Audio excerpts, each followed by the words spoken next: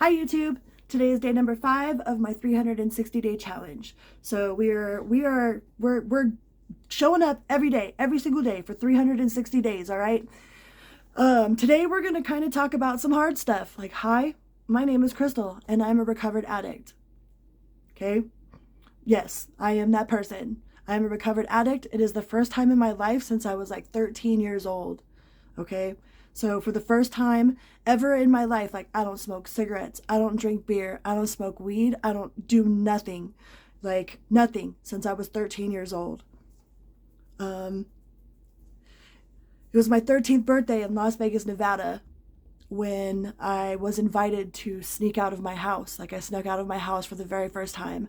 I remember I was so excited to finally have my own room, right? It was my 13th birthday and I had the phone glued to my ear and I was so excited to have my very own bedroom. And I got invited to sneak out of my house.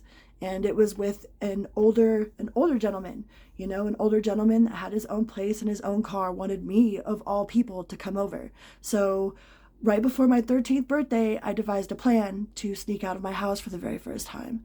And from the very first time I snuck out of my house was the very first time that I'd seen it. And for the first time that I'd seen it, it came in a brick. At 13 years old, I thought I had found the love of my life. And we even had the same name. Hi, my name is Crystal. Okay? And from the time I was 13 years old until I turned 21, I was enough to write a book about. We'll just put it that way. We'll put it politely for the video, but I ran away from home when I was 15 years old because my mother wouldn't let me shower with the upstairs older neighbor. Like, how dare her, right? I ran away from home. I was in drug counseling before I even turned 17. I ditched my entire freshman year of high school, half my sophomore year. I got kicked out my junior year. And then I went and started hitchhiking and hopping trains and traveled with the Rainbow family. Like, the things that I experienced while I was on the road were life-changing for sure. I couldn't imagine being a mother to me. Like, I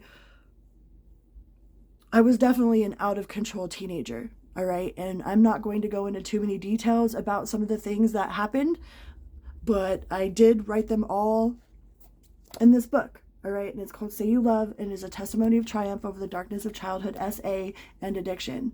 And it goes from some really disturbing things, like, trigger warning for sure on the book, but all the way up until my recovery. Like, I found recovery on February 14th, 2021, and I chose Valentine's Day as my recovery date because I had never really truly loved myself. I'd never really truly learned how to say no. I let a lot of really bad things happen to me and agreed to a lot of things because I didn't know how to say no. I didn't know that was even a possibility. I let a lot of bad things happen to me because I didn't know how to stick up for myself. I didn't know how to love myself. And I chose Valentine's Day as my recovery date. So that way I have a memory. Like, I always had something bad happen to me every single year on Valentine's Day. And because I believed that, something bad always happened to me. So I changed my core memory with that specific day and turned it into a day for celebration, a day for reflection, a day for self-love. Like, I wrote this book and I dedicated it to my inner child. Like, I dedicated it to her and told her, I see you. I hear you. I'm so sorry that I did not listen to you.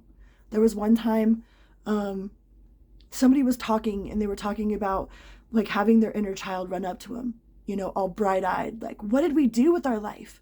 And I remember feeling such this pit of sorrow for my own inner child when they ran up to me and were like, what did we do with our life? And I had to tell her all of these horrible things with no positive outcome. I was like, that is not okay.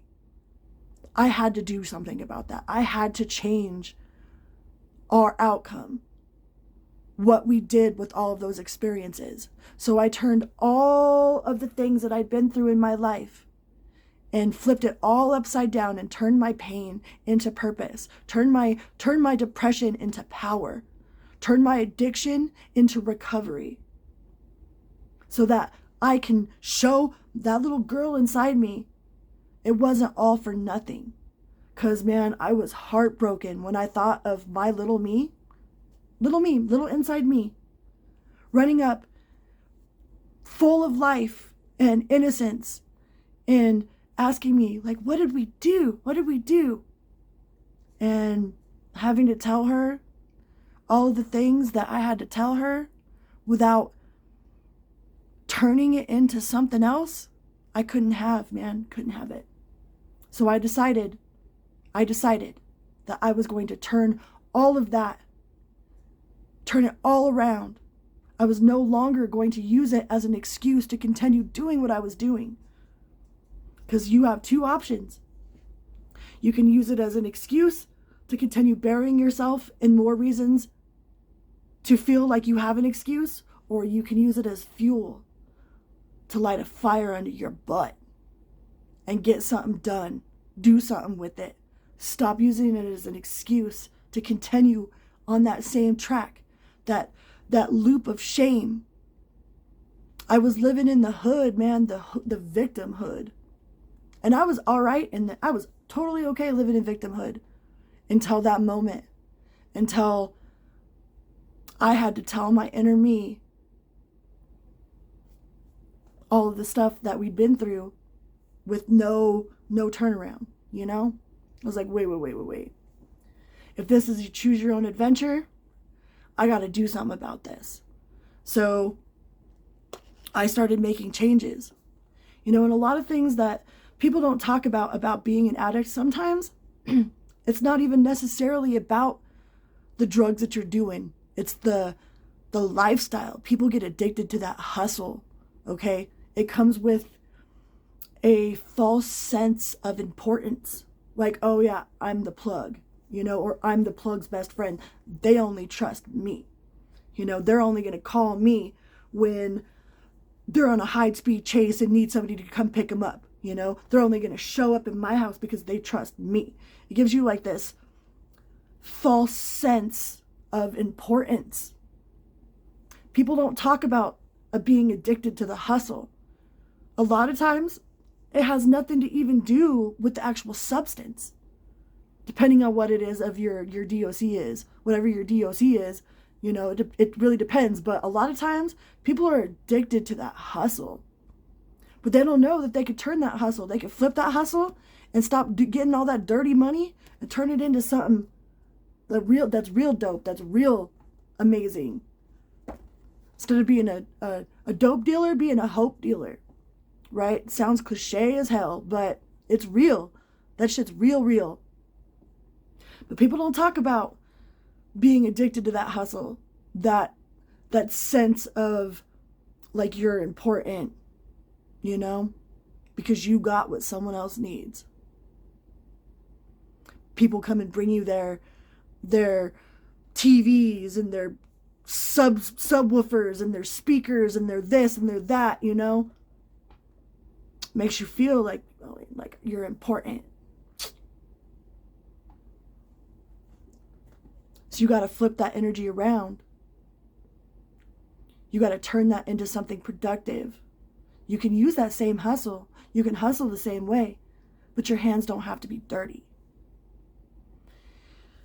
There's a lot of people out there that, you know, are dealing with somebody that they love that is in active addiction. You can't shame them out of it. You can't love an addiction out of somebody. You can't shame it out of them. You can't guilt trip them. None of that will work. The only thing that you can do is hold space in your heart that one of these days they will find recovery. Don't ever give up, all right? Don't ever give up, but don't let them use you either. Because when they're in active addiction, they have no boundaries. There is no boundaries of how much they will take from you if you let them. You have to set boundaries.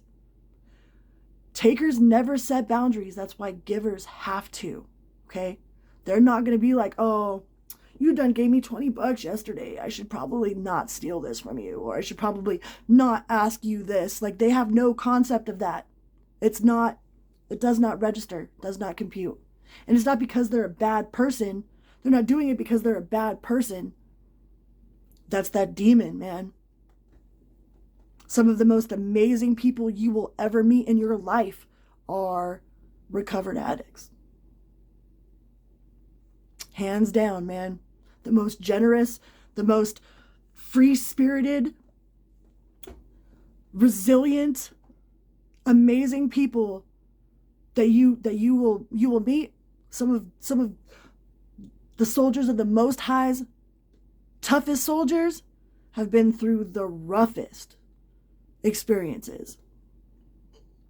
So don't ever judge somebody, you know? You don't know. You don't know who God's greatest angels are. It was actually the pyro in Stephen King's The Stand that was God's chosen one. You know what I mean? So, but where was I going with that? Oh yeah, enabling. How do you know if you're enabling an addict? If they're happy with you. Unless you're doing the same thing that they're doing, like if you are on the outside of their lifestyle and they're, happy with you, chances are you're enabling them. And people always talk about like, oh, don't give them money.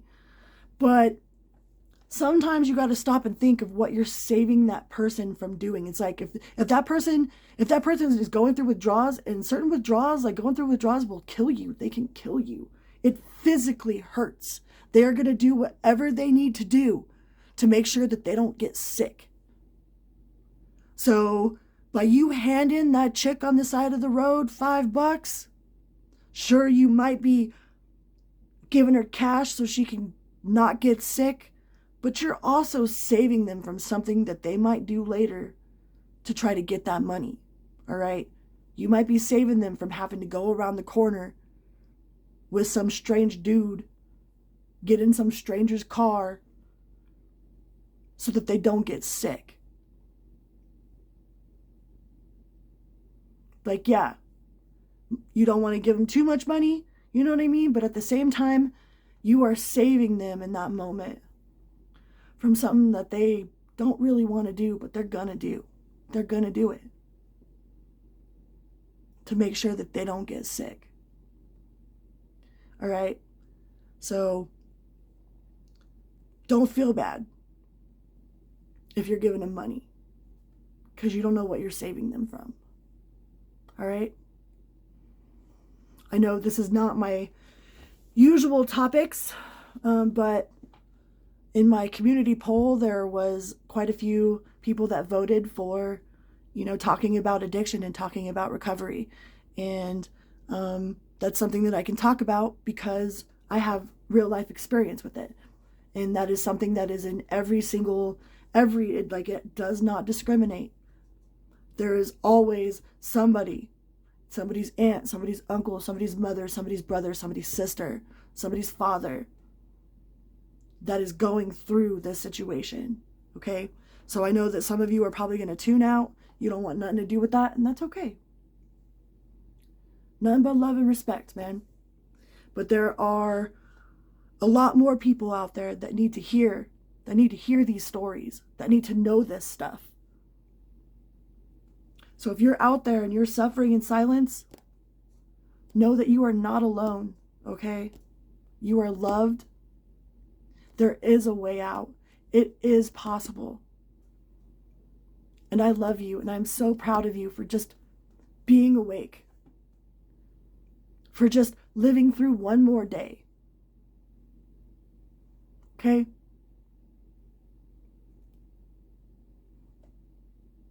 I love you guys. Day number 5, 360-day challenge. We got this.